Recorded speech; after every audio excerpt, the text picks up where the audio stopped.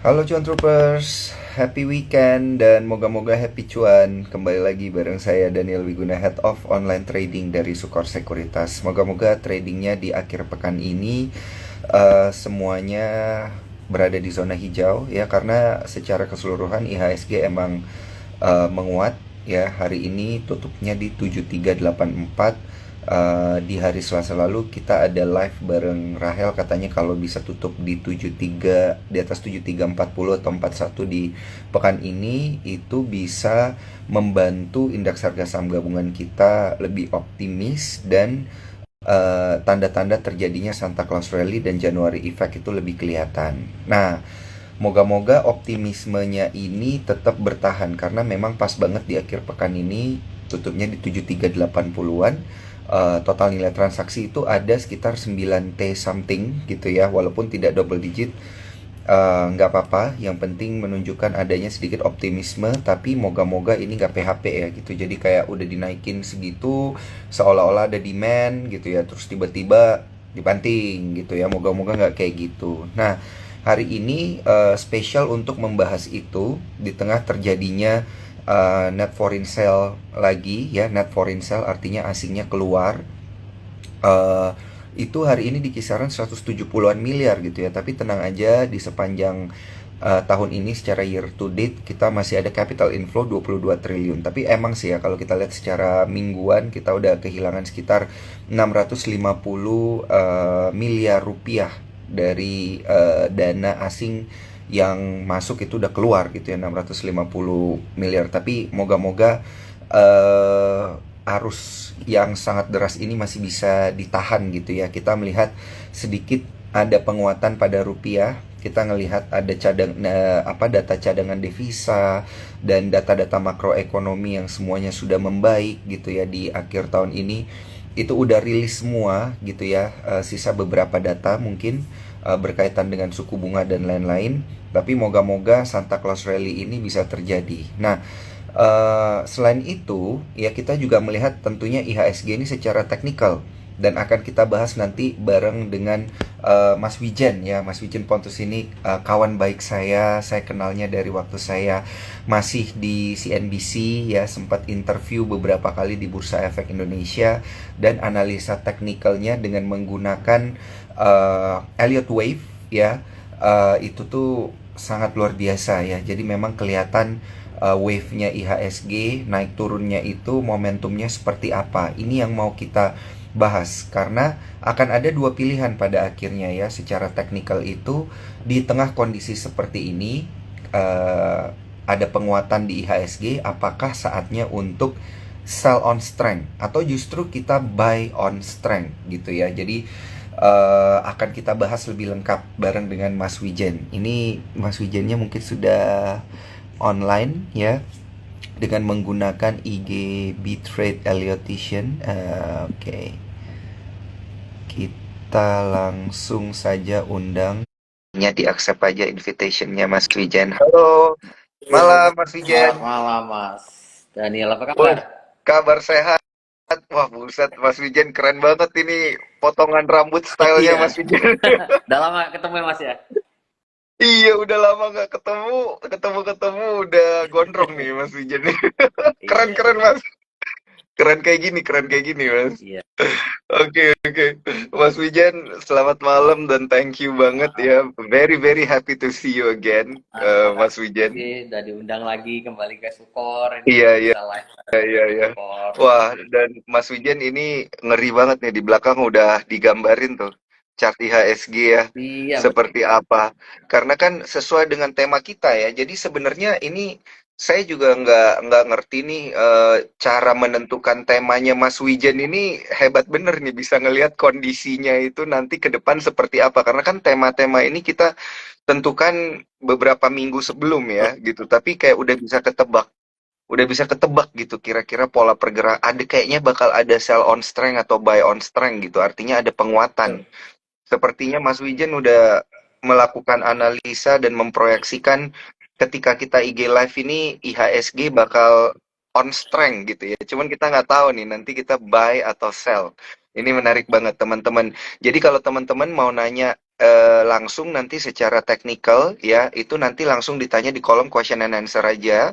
Akan langsung kita ulas bareng dengan Mas Wijen. Namun sebelum itu mungkin Mas Wijen, sebelum kita masuk ke tema kita, boleh nggak nih sedikit dijelasin ke teman-teman Cuan Troopers, Elliott Wave itu apa sih dan Elliotition itu apa sih sebenarnya? Jadi Elliott Wave itu ya sebetulnya adalah merupakan teknik analisis. Jadi kalau technical analisis ini kan banyak ya Mas ya. Mm-mm. Jenisnya banyak sekali dan memang kalau di technical analysis dibagi dua, ada classical sama modern. Elliott Wave ini termasuk cabang di classical technical analysis yang berdasarkan apa? Dasarnya apa? Dasarnya ini adalah pola ya, historical. Jadi pola dari pergerakan harga yang mana itu pola itu selalu akan berulang terus. Jadi dia akan berulang terus. Nah, pola ini yang coba kita identifikasi supaya kita bisa memperkirakan prediksi kira-kira ke depan ini polanya akan seperti apa. Kurang lebih seperti itu. Dan pola ini akan cenderung tetap, Mas, karena pada dasarnya manusia ini kan hidupnya punya pola ya. Iya. Punya pola sehingga pola itu biasanya juga akan ditemukan di saham seperti itu, Mas. Oke oke oke. Iya, karena yang bertransaksi kan memang manusia begitu ya, yang punya Betul, betul. kebiasaan trading seperti apa, ternyata itu bisa tercermin juga gitu ya di chart, apa namanya, transaksi yang mereka lakukan gitu ya. Betul, betul, betul. Kurang kurang lebih begitu. Oke, dan mereka yang melakukan technical analysis dengan metode Elliott Wave itu disebut Elliottition gitu Elliott ya. Jadi Elliott adalah user atau pengguna dari Elliott Wave itu sendiri. Iya iya. Baik, baik. Nah, ini jadi teman-teman kalau mau belajar berkaitan dengan Elliott Wave-nya lebih dalam, lebih banyak, itu nanti bisa langsung kontak via Instagramnya Betrade Elliottician ya. Ini yang kita sedang ajak untuk IG Live bareng nih, bareng Mas Wijen. Nah, Mas Wijen, kita langsung nih ke pergerakan dari indeks harga saham gabungan gitu ya, yang mempengaruhi dulu ya. Sedikit mungkin cerita yang Mas Wijen bisa sharing ke teman-teman Cuan Troopers ini. Belakangan sebenarnya di Desember ini kan orang-orang itu bukan cuma menanti Santa Claus Rally dan window dressing gitu ya. Ini nih sebenarnya ada sentimen apa aja sih yang dinantikan gitu di Desember selain Santa Claus Rally itu? Sebetulnya begini ya, kalau sentimen cenderung sebetulnya sentimen yang lama aja. Sebagai contoh, Mm-mm, mm-mm. kita bicara the Fed lah, dari US dulu. Ya. Uh, Investor masih menunggu kira-kira kebijakan the Fed setelah pemerintahan yang baru nanti Donald Trump ini akan seperti apa? Apakah akan Mm-mm. masih on track untuk menurunkan suku bunganya secara bertahap atau ternyata malah cenderung hold seperti itu? Ini yang menjadi concern pertama. Yang kedua tentu data makro Amerika ya, sebagai contoh sekarang hari malam Mm-mm. kalau nggak salah NFP ya, non farm Non-farm payroll ya. payroll. Nah, Heeh. jadi ini juga perlu dicermati. Lalu kalau dari apa nama dari kondisi global yang lain yaitu terkait dengan kondisi keamanan global ini, geopolitik. Geopolitik ini selalu menjadi gonjang-ganjing ya, karena pada dasarnya investor ini tidak menyukai ketidakpastian, Mas. Mm-mm, Jadi mm-mm. kalau di tengah gonjang-ganjing geopolitik, perang ya, Ukraine Rusia yang nggak selesai, lalu ini juga ada Israel sama Iran ya, Iya. kita nggak tahu ke depan apa, meskipun sekarang mungkin lagi agak mereda begitu ya. Ini gonjang-ganjing ini yang sebenarnya nggak disukai oleh investor. Artinya kalau misalkan nanti ke depan akan terjadi perang yang lebih besar lagi, apalagi banyak yang bilang berpotensi itu adanya World War III gitu ya. Ini tentu akan menjadi concern yang cukup vital. Nah, jadi kalau saya lihat sebenarnya lebih kepada dua hal ini. Jadi secara makro globalnya antara kebijakan ekonomi Amerika di era Donald Trump, lalu yang kedua secara geopolitikal. Ini yang masih harus dicermati ke depan. Nah, ketidakpastian inilah yang sebetulnya membuat pasar ISG ini cenderung lesu begitu ya, cenderung lesu dan outflow terus, asing terus-terusan dia keluar. Hari ini juga tercatat dia net sell juga, dan ini menurut saya wajar. Ditambah lagi sebetulnya kebijakan-kebijakan pemerintahan yang sekarang di Indonesia yang dengan Pak Prabowo ini juga masih belum terlalu firm ya, artinya kita masih melihat bahwa misalkan kebijakan ekonominya Pak Prabowo ini dia kan akan masih tetap seperti apa nama makan siang gratis ya segala macam. Nah ini kan menjadi big question ya, pertanyaan besar. Pertanyaannya sumber dananya dari mana? Ini kan berbagai macam program yang direncanakan oleh Pak Prabowo ini yang sebenarnya sangat luar biasa sekali. Ini kan semua butuh uang. Pertanyaannya uangnya dari mana? Ini yang menjadi masih pertanyaan di banyak masyarakat ya. Apakah dengan menaikkan PPN? Kita tahu bahwa kemarin PPN tuh mau dinaikkan 12% untuk semua.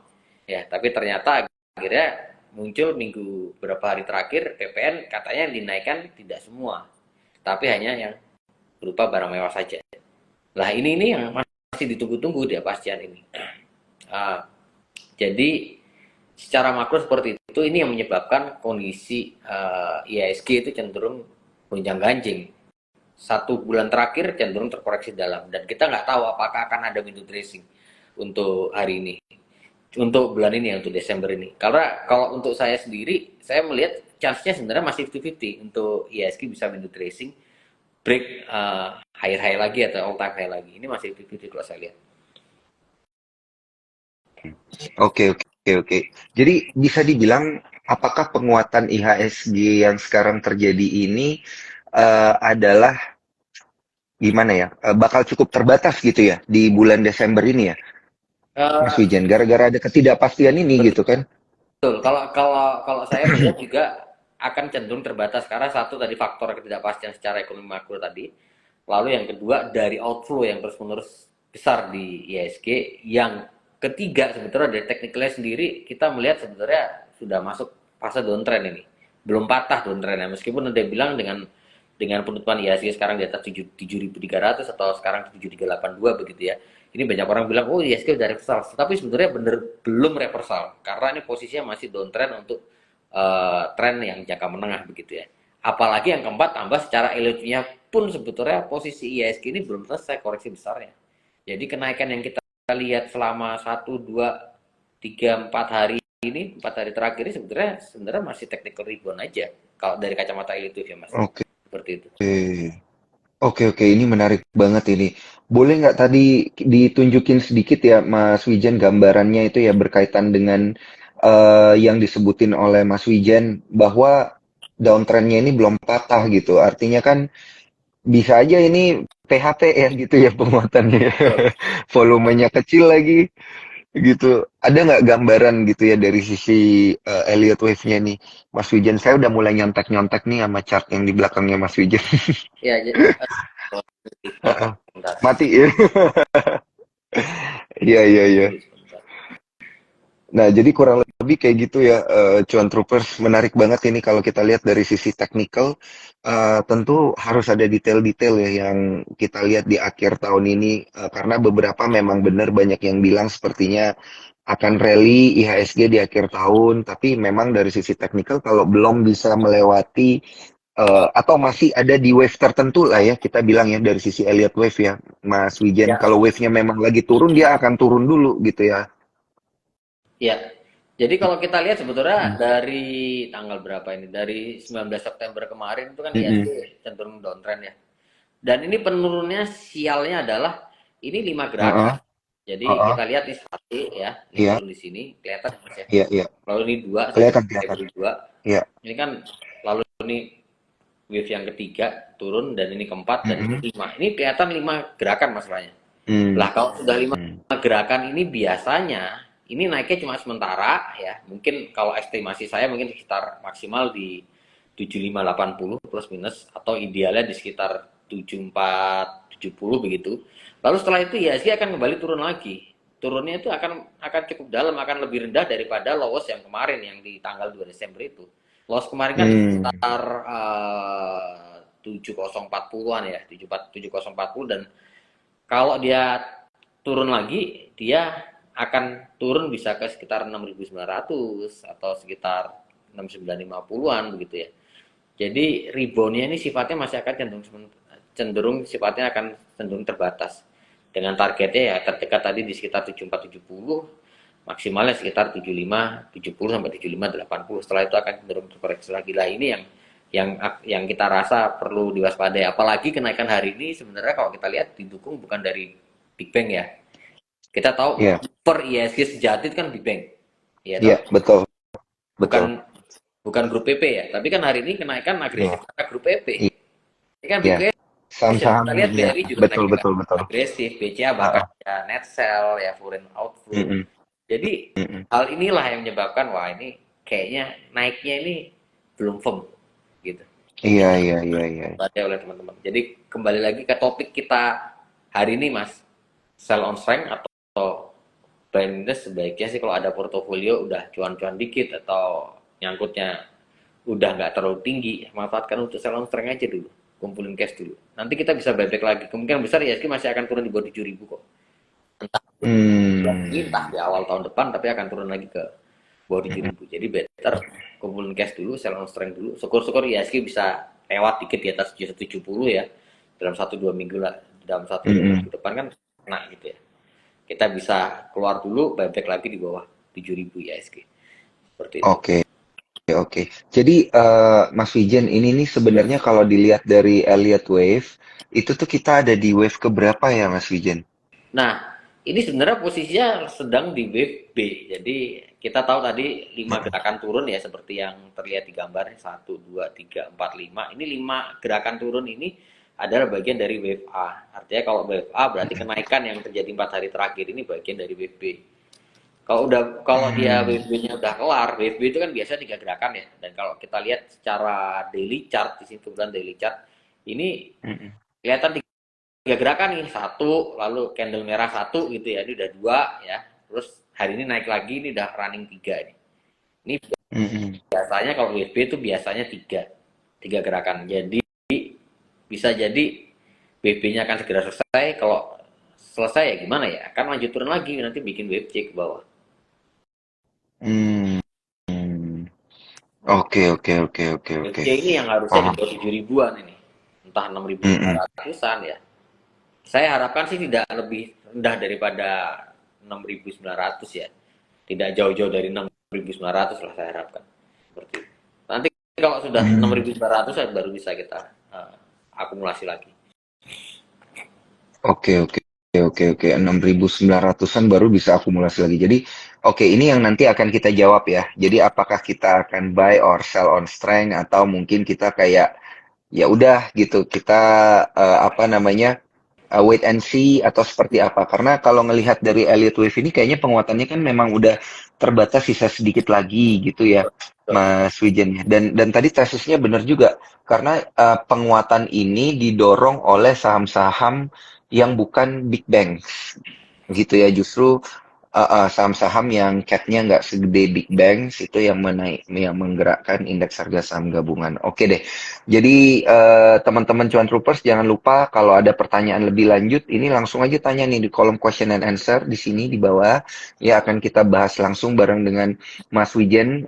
Kita baru mulai nih, kita baru bahas IHSG doang. Soalnya masih banyak banget yang bisa kita bahas emiten-emiten, ya sektoral dan lain sebagainya. Nah, sehingga Mas Wijen kalau memang kita lihat penguatannya ini sepertinya kayak masih apa ya, kita masih nggak tahu ya apakah ini hanya technical rebound atau memang nanti akan dilanjutkan dengan penguatan big banks dan lain sebagainya. Itu tuh yang mengkonfirmasi nanti apa ya kira-kira ya Mas Wijen ya? Untuk mengonfirmasi Adakah pola teknikal untuk mengkonfirmasi ini balik arahnya atau gimana mas? dari arahnya? Atau dia mungkin sudah jenuh, orang udah jenuh beli nih. Jadi kan kalau dia udah jenuh beli, udah sampai situ doang orang biasanya kan jualan gitu ya. Kira-kira apa ya yang mengkonfirmasi? Hanya ketika nyentuh level aja ya berarti ya? Hmm, ya satu memang kita lihat dari resisten ya. Ini saya ganti Mm-mm. sedikit. Investing lebih kelihatan nggak sih kalau pakai investing nih ya? Heeh. Oh, oh iya ya. Agak agak silau tapi kayaknya nih Mas Ujen. Tapi Uh, boleh boleh di zoom kali ya? Kalau di zoom kayaknya kelihatan nih. ini backgroundnya kok saya ganti warna. Iya iya iya. Kayaknya Hmm, kalau di zoom dia lebih kelihatan.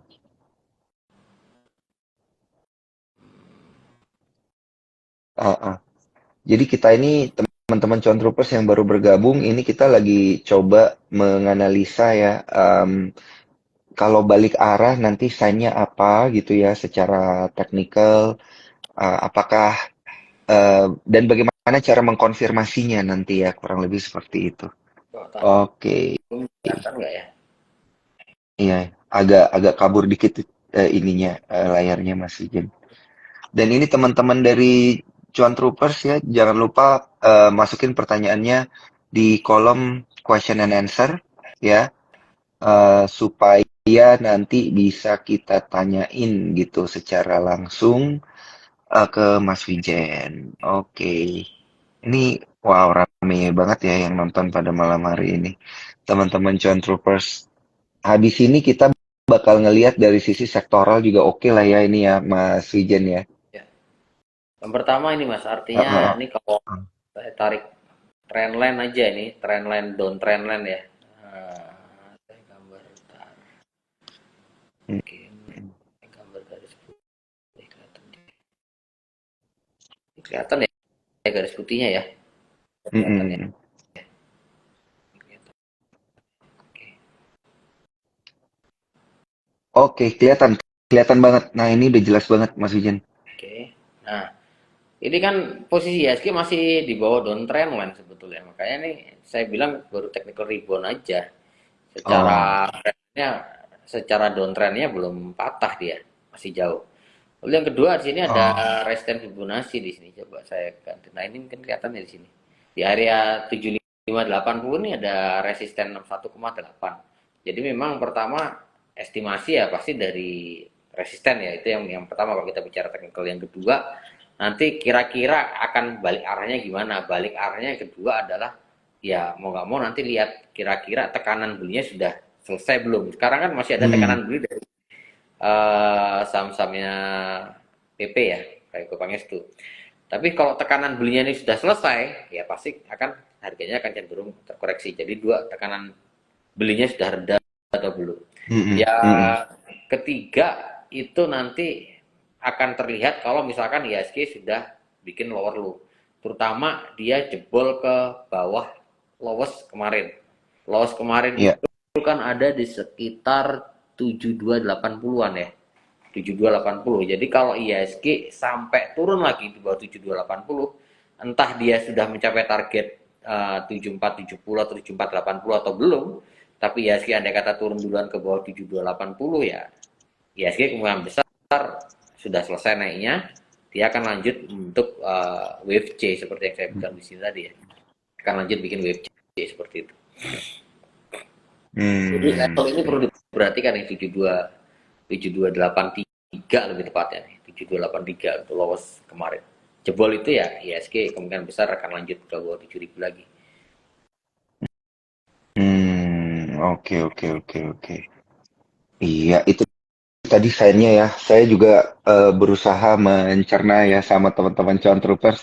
Jadi kalau ada yang mau bertanya langsung aja ya teman-teman Cuan Troopers bisa apa namanya bisa masukin pertanyaan di kolom question and answer. Jadi tadi udah lumayan kejawab untuk yang dari sisi IHSG ini posisinya masih wait and see ya Mas Wijen ya. Kita menunggu konfirmasi nih berarti nih. Betul, masih nunggu konfirmasi untuk turun ya. Tapi kalau secara ilustri Mm-mm. udah kemungkinan besar posisinya di akhir BFB aja. Tinggal pertanyaannya akhir BFB di mana nih? Apakah di 7470 atau 7480 ya kan? Apakah ke sana ya nggak tahu. Tapi arahnya ini sudah berada di akhir uptrend gitu aja. Yang mungkin selesainya BFB itu mungkin minggu depan. Minggu depan selesai ya akan lanjut terus lagi bikin WFC. Jadi target pertama WFB itu ada di sekitar Mm-mm. 7470, sorry target keduanya saya ulangi lagi ada di sekitar 7570-an. Betul nggak ya? Oke. Iya betul 7570. 7470 kemudian ke 7570. Ya. Oh, Jadi ya oke, siap. sampai situ ya sudah siap-siap ya akan terkoreksi lagi. Begitu. Oke, baik. Ini sekarang kita akan pindah dari IHSG ke sisi sektoral nih. Iya. Mas Wijen, tadi kan kita sempat bahas dikit ya bahwa sektor banking itu justru koreksi tapi IHSG-nya naik gitu ya. Beberapa banking masih net sell gitu tapi IHSG-nya naik gitu. Nah, apakah berarti kalau kita pengen ngambil cuan di Desember ini di emiten-emiten sektor perbankan ya, big banks itu boleh nih untuk apa ya, momentum aja gitu maksudnya, Mas Wijen? Sebetulnya bisa-bisa aja. Kita tinggal nunggu timing kapan yang jelas gini. Yang jelas kalau banking posisinya memang sudah berada di akhir downtrend untuk jangka pendek. Iya betul. Jangka pendek tapi ya.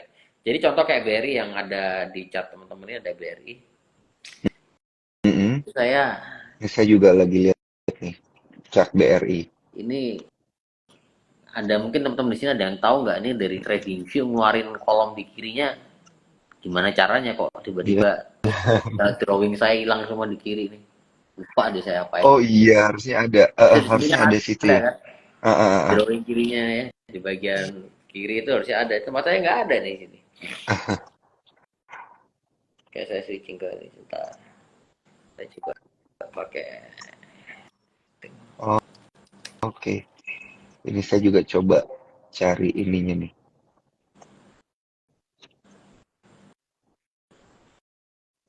Oke. Iya. Ini sektoral kan ya, Mas Enggak, Wijen ya? Banking ya? ini BRI toh karena kalau Oh, di BRI ya. investing saya pakai investing sama trading view saya nggak tahu gimana caranya ngeluarin chartnya sektoral Oh, ini. oh. Sorry ini BRI salah ini. Menarik sih ya. Memang kalau kita ngelihat apa namanya BRI dari kemarin-kemarin, emang kayaknya itu emiten yang banyak dikoleksi oleh para investor juga. Ya, kemudian investor asing juga banyak sayangnya yang keluar gitu ya dari BRI. Tapi mungkin moga-moga ini ke depannya nggak kabur lagi nih investornya ya. Di tahun 2025 bisa terbang. Kalau BRI sebetulnya secara short term sih harusnya masih bisa ya ke sekitar 4.500-an tuh masih bisa 4.500. Tapi ini sifatnya short term karena posisinya juga uh, ini secara elektrik juga masih koreksi di saya nggak tahu nih masih koreksi mungkin di Heeh. wave 4 dari wave 5 ini. Kalau saya Hmm, gambar kemungkinan besar skenario akan seperti ini.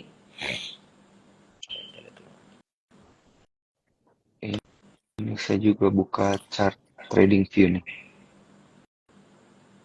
BRI Oh, ya ini ini Mas BRI Wijan ya. ya. Oke, saya juga nih BBRI. Jadi mungkin besar minggu depan masih bisa naik ke sekitar 4.500-an. Idealnya ke situ lewat dikit bisa nggak ya bisa-bisa aja tapi mungkin lewatnya mungkin nggak akan jauh mentok di 47. Setelah itu peluang koreksi lagi akan cukup besar karena posisinya kemarin kan lowest itu sempat di Mm-mm. sekitar 41 41 4160 ya 4160 dan posisinya agak nanggung sih jadi menurut saya sih harusnya masih bisa peluangnya masih bisa turun lagi ke bawah 4160 seperti itu lagi deh. Oh, mati lagi. Iya, dia ada peluang peluang turun ke bawah 4160 ya. Soalnya Iya kan kemarin dia lowestnya emang ada di 4090 nih kalau nggak salah intraday-nya ya. betul tapi ya Mm-mm, secara mm-mm. short term dia harusnya masih akan cenderung naik lagi sih untuk BRI ini. Oh, oke oke oke. Nah, rata-rata pergerakan banking sama, BNI pun seperti itu, BCA pun seperti itu. Secara short term masih ada peluang naik, tapi kenaikannya mungkin beberapa hari aja lalu akan agak koreksi lagi seperti itu sih. Oke oke. Iya, ini menarik banget untuk diperhatikan. Oke, kita langsung aja jawab beberapa pertanyaan dari teman-teman Cuan Troopers ya. Ini yang paling rame nih belakangan. Kita mulai dari yang paling rame apa atau nanti belakangan aja deh. Belakangan kita mau bahas Adi dan Adaro boleh ya, Mas Wijan ya, tapi belakangan aja. Karena yang nanya itu banyak banget nih. Ini aja nih, kita coba bahas satu-satu ya. BBNI dulu, Mas Wijan. Tadi kan katanya pergerakannya agak mirip-mirip ya gitu. Tapi level yang perlu diperhatikan support resisten itu seperti apa Mas Wijen? Saya juga sambil buka nih. BBNI.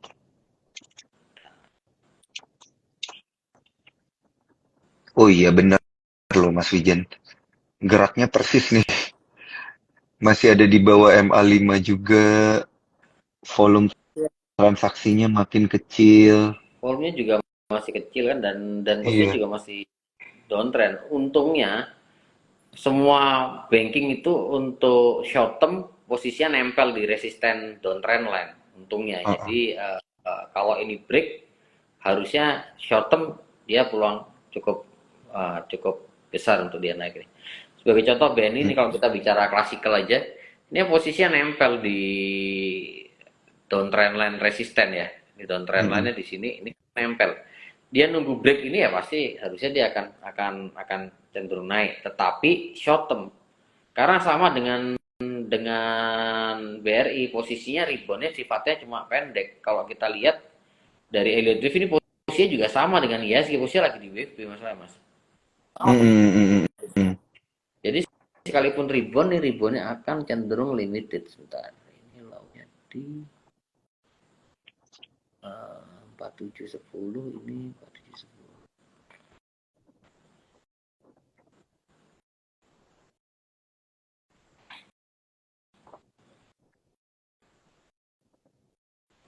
Oke.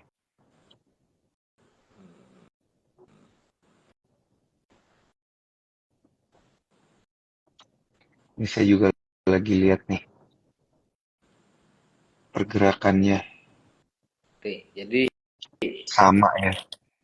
sama, jadi harusnya posisi akan naik dulu, idealnya ke plus minus ke Heeh. 50-an, mentok di 5275 sampai 5425. Habis itu arahnya ya masih akan cenderung terkoreksi lagi. Mm-mm. Oh, oke Karena, oke oke. Tapi yang agak karena agak beda ya. Gimana Mas Vijen? Silakan. karena posisinya kalau kita lihat ini kan BNI ya memang betul posisinya nempel di resisten downtrend line, tapi resisten downtrend line jangka pendek. Kalau jangka menengahnya belum jebol, ini di garis merah yang saya gambar di sini. Iya iya iya iya. Kecuali BNI bisa jebol ke atas garis merah ini saya gambar ini, baru dia confirm untuk reversal. Selama belum break ini ya arahnya masih inline dengan Elliott Wave-nya, masih akan cenderung kembali Mm-mm. tadi terkoreksi Hmm. seperti itu. Oke oke oke. Wah menarik. Ini jelas banget kelihatan gambarnya ya. Teman-teman Cuan Troopers. Bagi teman-teman Cuan Troopers yang telat tadi untuk nonton Instagram Live kita pada malam hari ini, nanti IG Live-nya bakal di-save di Instagramnya Sukor. Nanti juga akan kita save di YouTube juga dan juga di Spotify. Nah, yang agak beda kayaknya BBCA deh ini Mas Wijen. Kayaknya BBCA doang nih yang geraknya di atas MA5 nih kalau saya lihat ya. Tapi memang secara volume juga kayaknya tidak banyak. Kemudian ini juga kayaknya sudah jenuh beli gitu ya. Kalau saya lihat indikatornya yang gampang-gampang soalnya Mas Wijen. Kita coba cek BCA. Iya,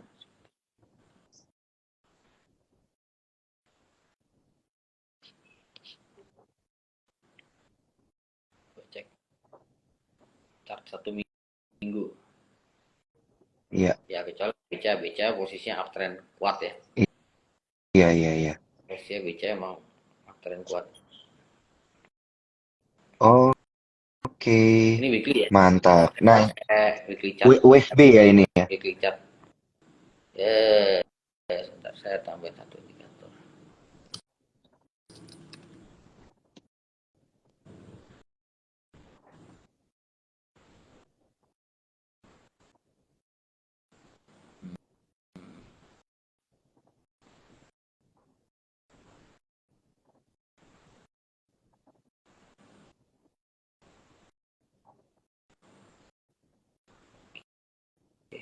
Ini kalau kita lihat dari weekly chartnya pun sebetulnya meskipun posisi BRI ini bikin higher high di sini ya secara weekly chart, tapi MACD-nya dia nggak bikin higher high, dia ada divergence di sini. Mm-mm.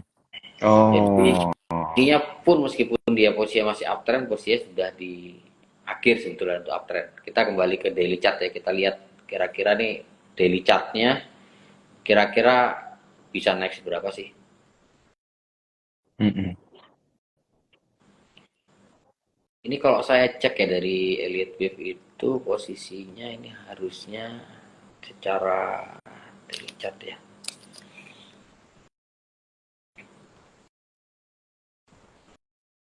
D. Ini kelihatan ya, huruf saya nulis kelihatan nggak sih?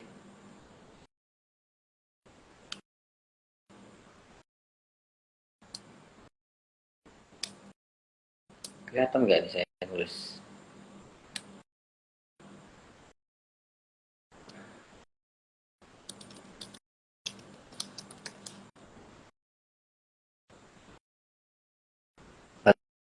Aduh, suaranya kok hilang Mas Oh Daniel. iya, iya, iya, siap. Tadi ke mute kayaknya. Ini iya, ini kita lagi bahas BCA ya teman-teman. Ini ada yang tanya pakai trading view. Iya, kita pakai trading Ya, view. pakai trading view. Dan kita lagi bahas BCA. Ada yang nanya tentang BCA. Di sorry nih chartnya mirroring karena Iya, ditampilin ke TV ya, jadi agak mirroring ah, nih. ah. Jadi lihatnya ini dari kanan ke kiri Kanan ya berarti ya Mas kiri Ujan. ya. Daripada nggak bisa lihat chat kan kalau IG saya nggak ngerti cara share screennya gimana kalau di IG. Iya. Nah ini sama posisinya BCA ini secara Tadi BCA ada weekly posisinya, divergence ya katanya ya. secara weekly dia ada divergence. Ini pun secara daily juga kalau teman-teman lihat juga ada divergence ya dari MACD sama apa sama price. Ini kan dia divergence nih. Mm-mm. Nah, Oh, secara Elliott pun posisinya masih di WB. Jadi kalau BCA itu memang dia short term dia ada potensi naik sebentar. Saya ganti pakai ini. Naik tapi lagi-lagi cenderung terbatas. Jadi kemungkinan besar dia ke sini. mm-mm. Ini ya arahnya. Tuh, dia akan lanjut koreksi lagi. Kalau BCA saya lihat arahnya ke sini. Iya. Jadi mungkin Oh, oke. sampai Desember 1-2 minggu lagi mungkin sampai apa akhir Desember kalaupun naik ya naiknya terbatas ke 10,5 atau maksimal ke 10,7 lalu kalau sudah mencapai situ ya kemungkinan besar masih akan lanjut koreksi lagi kemana ya ke bawah ke sekitar 9.500 9.600 tapi itu di bulan depan mungkin di bulan Januari untuk Desember ini cenderungannya short term karena bicara Desember ini kan short term tinggal 3 minggu lagi uh, Mm-mm. Iya, masih betul. akan naik ke 10.350 target pertama, target kedua idealnya 10,5, target berikutnya di 10,7. Setelah itu akan cenderung terkoreksi. Jadi BRI, BNI, BCA karakteristiknya sama, polanya sama. Secara short term dia masih ada peluang untuk naik. Short term itu mungkin 1 sampai 3 minggu ke depan. Tapi setelah target kenaikan 1 3 minggu ke depan ini tercapai, harusnya tiga bank ini akan cenderung terkoreksi ya, bikin lower low lagi. Artinya Mm-mm. bikin titik terendah yang lebih rendah daripada di bulan Desember ini. Yang artinya apa? Kalau bank seperti itu, big bank seperti itu, ya ISG akan peluangnya juga sama seperti itu.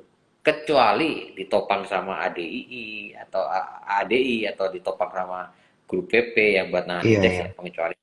Secara normal harusnya akan ikut banking untuk ISG. Oke. Oke. Wah, ini menarik nih. BCA udah berhasil dijawab.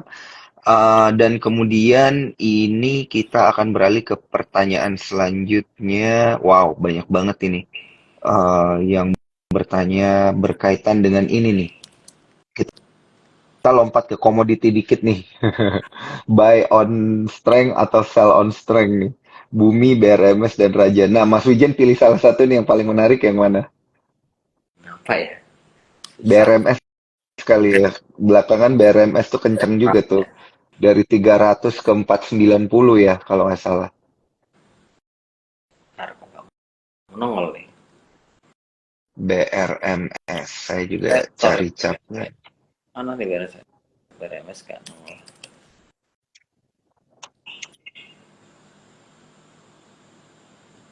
Mm.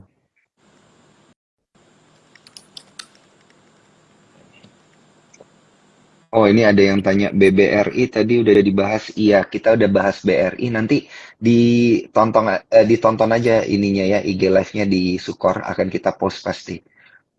Ada di YouTube juga, ada di apa namanya di Spotify juga. Tapi tadi level-level teknikalnya udah sempat disebutin sama Mas Wijen ya. Ini sepertinya masih ada potensi memang untuk naik sedikit gitu ya dari sisi Elliott Wave. Kemudian akan pergerakan BBRI ini bisa tadi Mas Wijen bilang bisa di bawah 4160 deh kalau nggak salah. Iya, tapi untuk midterm ya artinya mungkin untuk 1 bulan ke Midterm, depan iya. short termnya masih akan cenderung naik. Oke, ini untuk BRMS ya, kelihatan ya chartnya ya. Ya, Ini BRMS menarik. kelihatan, kelihatan. Ini weekly chart ya, saya pakai weekly chart. Ini sebenarnya kelihatan Ya. banget kalau teman-teman yang belajar Elliott Wave. Sebenarnya ini kelihatan banget posisinya lagi di wave apa untuk BRMS. Ini kan kelihatan ya. Hmm. Ini wave satu, ini dua. Oke. Ini lagi running tiga. Cuma nggak tahu nih tiganya udah selesai atau belum, nggak tahu. Nanti kita coba cek ya. Iya, iya, iya. Udah lama soalnya nggak nyentuh level itu, Mas Wijen. Iya kan? BRMS. Udah cenderung sideways kan, makanya banyak nanya kali. Karena kok nggak Iya, lari lagi, ini kemana nih bandaran gitu. iya, iya. Ini kita lagi bahas BRMS ya, teman-teman Controbus. Oke, iya. Soalnya kalau ngelihat chartnya ini, itu tuh kayak gimana ya? Emang gerakannya jadi makin sedikit Ya. sekarang. Tuh, volumenya juga jadi kecil-kecil tiba-tiba ya. Kayak bid overnya hilang gitu tiba-tiba. Wah, Agak serem juga nih kalau ngelihat kayak gini nih. Punya barang banyak, tiba-tiba bidnya hilang, ya nggak bisa jualan. tapi buat teman-teman yang belajar elite ini sebenarnya momentum kayak gini nih, momentum menarik untuk entry sebetulnya. Kenapa? Karena kalau dilihat dari Hah? elite wave-nya, ini kan peak BRMS yang bulan lalu, November, itu kelihatan banget Mm-mm. lagi puncaknya wave 3 sebetulnya. Kenapa? Karena gerakannya agresif nih, Mas Dani bisa lihat dari Iya. bulan Juni sampai November kemarin kan naiknya dia kenceng ya. Mm-mm. Nah, naik yang kenceng kayak gini atau istilahnya naik yang agresif itu karakternya dari wave 3. Itu kelihatan banget. Dan ini ditambah dengan MACD yang bikin puncaknya tinggi banget ya. Dia kan bikin puncak yang higher high dibandingkan puncak yang di sini. Sini kan kelihatan kelihatan guys. Kelihatan Mm-mm. ya. Kelihatan, kelihatan. Ya. Nah, ini kan ketika di wave satu ini MACD puncaknya cuma segini, kecil. Lah, ini ketika di wave 3 running, ini MACD-nya jauh tinggi kan, peaknya. Mm-mm. Nah, kalau hal ini terjadi, ini confirm nih posisinya wave 3. Dan kalau dari November sampai sekarang itu harga cenderung sideways, artinya posisinya BRMS itu sekarang lagi bikin wave 4. Jadi wajar. Hmm. Tapi ini kalau wave 4 udah selesai, nanti pasti akan bikin higher high lagi. Kalau kemarin Iya, iya, high-nya di iya. berapa? Di 505 gitu, maka BRMS akan berpulang untuk break lagi ke atas 505. Tapi emang harus sabar. Kenapa? Karena sekarang posisinya lagi di wave 4, weekly lagi, weekly chart. Iya. Jadi bisa jadi Oke. baru selesai wave 4-nya mungkin ya Desember ini baru kelar, Januari baru lanjut naik, seperti itu. Mm-mm. Nah, paling bagus kalau ngelihat menganalisa dengan menggunakan metode Elliott Wave itu kita pakai chartnya yang daily atau weekly atau gimana ya, Mas Wijen cara menentukannya? Tergantung kebutuhan sih Mas. Artinya kalau kita mau lihat jangka agak panjang ya kita pakai weekly. Tapi kalau kita pengen lihat short term, 1 2 hari, 1 minggu gitu, pakai daily cukup. Hmm, oke, oke, oke, oke. Ini kenapa BRMS Baik. saya pakai weekly karena satu pengen nunjukin bahwa secara tren besar ya ini masih uptrend dan bagus. Terus yang kedua pengen nunjukin kenapa banyak pertanyaan tadi kok BRMS cenderung sideways ya karena Iya. besarnya lagi di 4 gitu. Jadi wajar. Oke, oke. Kalau dia sampai maksudnya kalau gerakannya dia di sini-sini aja nanti sampai wave 4-nya selesai, Hmm, itu setelah itu baru dia akan mengalami penguatan ya, lebih signifikan. betul. Jadi mestinya mungkin berapa hari lagi ya Mm-mm. 1-2 minggu lagi harusnya selesai nih wave 4-nya. Nanti Mm-mm. kalau udah selesai ya dia akan lanjut lagi, sebentar saya gambarin ininya ya, arahnya. Ini bisa naik lagi ke wave 5. Nah, kita lihat ya targetnya ya. Kita bicara weekly ya Mas, ya. Kita bicara weekly, kita Ya. pengen tahu kira-kira targetnya berapa sih untuk BRMS ini kalau wave 4-nya udah selesai. Mm.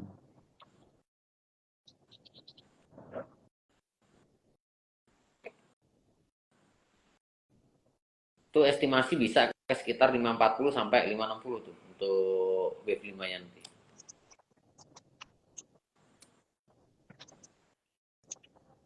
Untuk BRMS ya.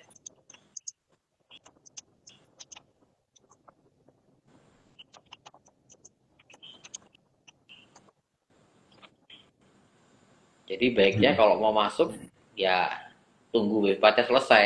Selesai kapan? Ya nggak tahu saya. Mungkin beberapa hari ke depan, 1 minggu ke depan, atau 2 minggu ke depan. Atau Mm. mau yang lebih aman ya nunggu aja break resistennya dia, resisten trendnya dia. Hmm.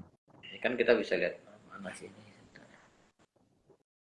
Kita bisa tarik resisten tuh di sini.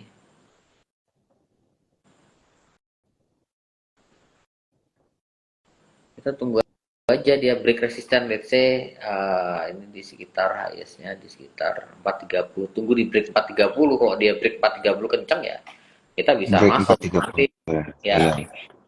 nambah lagi kalau dia break akhir high lagi 505, kita bisa nambah Mm. break lagi karena Mm. target minimalnya di sekitar 540 sampai 560. Bisa lebih nggak?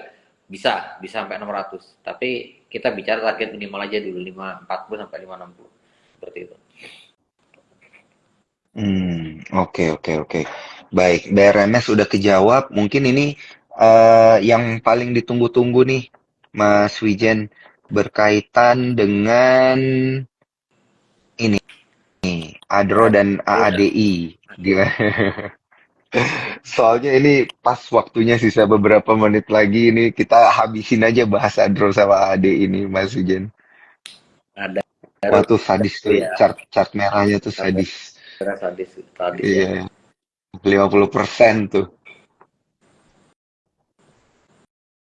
Ini weekly juga ya, Ya, Mas Wijen? ini tak lihat weekly dulu biar teman-teman bisa Heeh. dapat kan Itu bukan kira-kira. double top kan maksudnya kan, Mas Wijen? Kalau classical pattern iya dia double top. Kalau dia jebol ini, Heeh. jebol garis merah ini double Iya. top dia. Ini, Mati lagi. ini saya nggak ngerti ini setting Capek. TV-nya berapa menit Eh, supaya nggak mati-mati. capek mikir kayaknya TV-nya, Mas. Bentar aja cepet kok setting ini. Kalau double top itu berarti nanti dia harus koreksi Dia harus sebanyak jebol, itu dong. kelihatan ya, jebol support merah ini dia. Oh, Mm-mm. sorry belum tak zoom.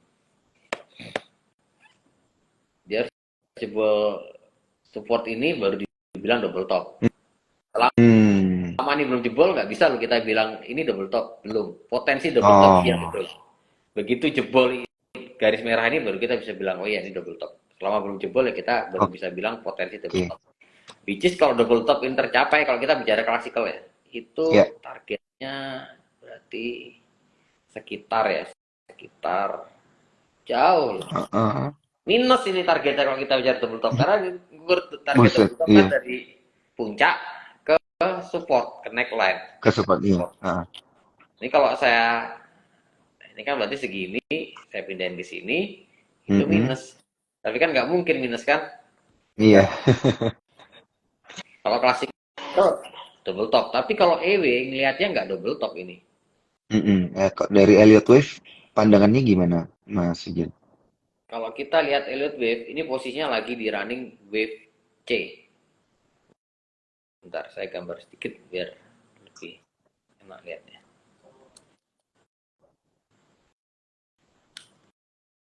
Dan ini sesuai dengan karakter Adaro yang kemarin turun agresif. Mm-mm.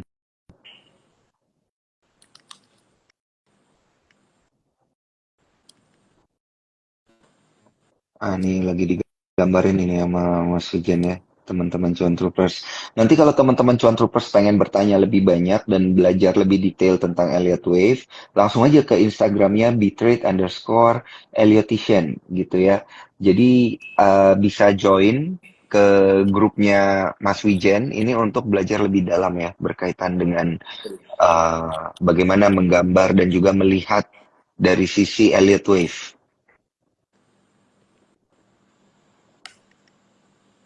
Oke. Jadi kalau dari si Elliott Wave ini harusnya koreksinya sudah terbatas, Mas. Kalau kita lihat ya, Mm-mm. maksimal sekali nggak jauh dari bottom yang di bulan Juni kemarin. Juni tahun lalu maksudnya. Mm-mm. Which is itu di sekitar 1890, 1900-an lah. Harusnya Oke. kalau dari situ. Jadi kalau ada kata ada turun sedikit ke 2000, sebenarnya bargain. Karena 2000 ke 1900 kan nggak jauh ya. Iya. Itu bargain. Tapi yang menarik adalah harusnya setelah wave C dari B ini selesai, bentar lagi selesai nih. Bisa jadi Mm-mm. maksimal 1500, bisa jadi selesainya di 2000, di 2090 kemarin. Kemarin kan sampai 2090 ya kalau dari chart saya ini. Mm. Jadi setelah ini selesai harusnya dia bisa naik lagi dan bikin high lagi. Kita bicara weekly chart ya. Weekly Iya. chart berarti which is 1 tahun depan nih. Mencapai target wave C-nya ini, wave C besarnya ini bisa tahun depan. Tapi Mm. bargain saya bilang Adaro kalau turun lagi ke bawah 2000 itu bargain untuk akumulasi beli cara weekly chart ya. Oh. Jadi kalau yang punya gimana Pak? Saya punya posisi di atas. Iya, nanti kalau turun lagi ke bawah 2000 atau di bawah 21 pun nggak ada masalah. Ya, di average down lagi aja dan simpan untuk agak panjang. Mm-mm. Karena ini sudah berada di akhir downtrend untuk tren besarnya. Mm. Oke, oke, oke. Jangka panjang ya berarti ya untuk nabung. Iya, buat nabung buat 1 tahun ke depan at least. Mm-mm. Karena kalau kita Oke. lihat dari weekly chart kan kelihatan nih WFC-nya itu kurang lebih 1 tahun sampai mencapai Mm-mm. target WFC-nya sampai dia break all time high. Oke. Oke. Nah, satu lagi nih Mas Wijen. Kalau yang kayak AAD itu emang udah bisa dilihat belum kan ya? Karena kan baru IPO juga kan untuk AAD sendiri. Ini saya Ada juga coba buka ininya. nggak Ah, ah. Ini kelihatan ya, jadi pertanyaan terakhir kita nih, Mas Wijen. Nah, bisa baru kayak gini doang, nggak kelihatan nih. kelihatan candle. Heeh. Tuh, soalnya cuma ada dua nih. Udah sekarang harganya udah tujuh Garis ribu garis sembilan garis ratus garis tujuh doang. puluh lima. Tapi gini Iya. lah, kalau AD ini saya ingat waktu IPO-nya brand ya. Brand itu kan Mm-mm. ngarah, kalau nggak salah 5 hari gitu ya. Iya. 5 hari pertama dia arah. AD ini ada potensi seperti itu. Setidaknya sampai distribution date-nya selesai. Kan ada ini ya, ada hak khusus untuk para pemegang saham ini kan, pemegang saham Adaro kan. Mm-mm. Nah itu kan distribution date-nya minggu depan kalau nggak salah ya. Iya, betul. Nah itu setidaknya dia masih bisa arah sampai distribution date itu. Nanti begitu distribution date udah keluar, udah selesai, harusnya Adaro akan ada pullback. Sorry, ADI akan ada pullback. Oke, oke. Jadi memang ada potensi dia akan terkoreksi Betul. dulu ya setelah Oh, distribution ya date itu. setelah distribution date masih dia ada potensi terkoreksi, tapi sebelum distribution date itu selesai harusnya masih akan cenderung untuk naik lagi. Ini kan distribution date itu kalau nggak salah sampai tanggal 11 Desember ya. Terakhir Iya, 11 iya, iya. Desember. Oke, oke, oke, oke. Menarik banget, Mas Wijen. Mungkin satu lagi nih yang terakhir banget nih untuk teman-teman Cuan Troopers juga ketahui dan sekaligus menjawab tema kita pada malam hari ini. Jadi di tengah kondisi market yang kayak gini, Mas Wijen kan ini kayak tadi sempat kita singgung wait and see gitu ya.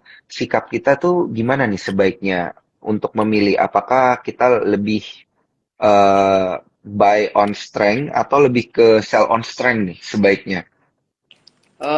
Untuk jangka pendek sebaiknya sell on strength atau trading pendek. Artinya trading pendek itu tahuan day trade atau day trading gitu ya. Mm-mm. Untuk yang mau masuk agak panjang, better nunggu ISG bikin lower low dulu ke bawah 7.000 baru mulai masuk bertahap. Itu aja. Oke, oke, oke, mantap. Dan ini menambahkan sedikit tadi Mas Wijen sempat bahas tentang sebaiknya melakukan day trade ya kalau misalnya mau melakukan trading dengan view yang lebih pendek gitu Ya, ya. Kita juga kebetulan baru saja melaunching fitur day trade nih kemarin di acara Sukor. Mas Wijen. Jadi dengan sangat mudah ya teman-teman cuan troopers bisa buka akun day trade itu hanya 2 atau 3 kali klik aja itu akun sudah bisa dibuka dengan sangat mudah dan teman-teman bisa mendapatkan 6 kali limit buy dan juga 5 kali liquid market value gitu ya. Jadi kalau punya duit 10 juta gitu ya itu kita akan kasih limit sampai 6 kali gitu ya tergantung ininya, haircutnya ya teman-teman. Jadi tiap saham berbeda, tidak bisa di semua saham, hanya di saham-saham yang marginable aja, dan saham-saham yang sudah dipilih oleh Sukor gitu. Jadi langsung aja buka ya teman-teman, akunnya gampang banget, cuma 3 clicks away, 3 kali ngeklik ya, 1, 2, 3, udah jadi. Dan kemudian sistemnya itu adalah for sale harian, di jam 15.30 dia akan ke for sale. Jadi memang membutuhkan analisa teknikal nih yang kayak Mas Wijen udah ajarin tadi ya, ini mungkin bisa membantu teman-teman untuk melakukan day trade gitu ya dengan menggunakan aplikasi day trade dari Sukor juga. Kurang lebih seperti itu. Dan nggak terasa ini waktunya sudah habis. Mas Wijen, terima kasih banyak atas waktunya teman-teman Cuan Troopers. Thank you juga. Jangan lupa join grupnya Mas Wijen. Langsung aja join via Instagram @bitrade_eliotition gitu ya, ya. terima kasih Mas Daniel, terima kasih Cuan Troopers dan terima kasih Skor Sekuritas. Selamat malam, sampai ketemu di Selamat malam, sampai ketemu lagi. thank you.